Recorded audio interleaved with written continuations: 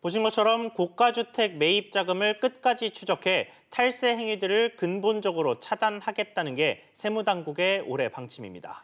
세무당국이 이렇게까지 하는 이유가 뭔지, 또 자금 출처는 어떻게 보겠다는 건지 좀 더 자세히 알아보겠습니다. 취재 기자 나와 있습니다. 박규준 기자. 예. 우선 고가 주택 자금을 들여보겠다는 건데 이게 어떤 의미로 봐야 될까요? 네, 아무래도 이 변칙 증여 같은 이 탈세를 막고요, 이 부동산 가격을 안정화하겠다는 의도로 보입니다.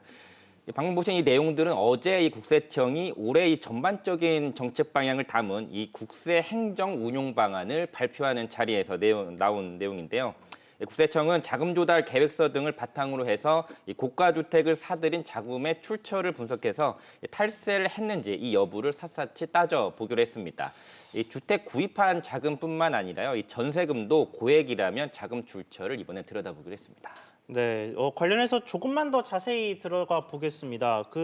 지금 국세청이 이야기하고 있는 고가주택이라는 거의 기준은 또 뭐고, 또 자금 출처를 들여다보겠다는 거는 구체적으로 어떤 방식으로 어떻게 들여다보겠다는 얘기입니까? 네, 우선 고가주택의 기준은 9억 원 넘는 이 주택이 대상이 됩니다.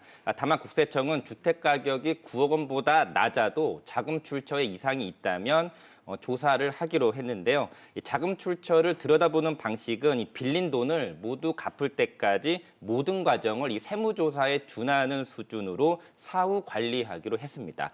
그러니까 빌린 돈은 얼마고 또 이자율은 적정한지, 그리고 또 원금과 이자를 제대로 내고 있는지 등을 국세청이 따져보겠다는 겁니다. 이렇게 해서 혐의점이 발견이 된다면 즉각 세무조사에 착수한다는 게 국세청의 방침입니다.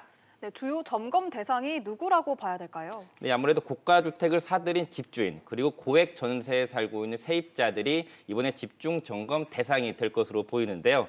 특히 편법 증여를 받은 30대 이하 집주인, 이들의 자금 출처 또 채무 흐름 등이 집중 타깃이 될 가능성이 높습니다.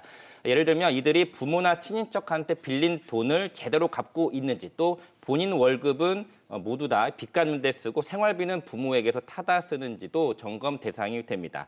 실제 주택자금의 약 70%는 가족이라든지 친지, 또 금융사한테 빌리고 나머지 30%만 본인 돈으로 충당한다는 게 국토교통부 조사 결과이기도 합니다. 네, 그리고 이 밖에 국세청이 대기업이나 총수일가 등의 편법 탈세 같은 것들도 점검하겠다는 내용 발표했던데 어떤 내용입니까? 네, 국세청은 이 대기업 또 사주 일가의 차명 주식 운용이라든지 계열사 간의 부당 지원 또 불공정 합병 등을 통한 변칙적인 탈세에도 이번에 집중 점검하기로 했습니다.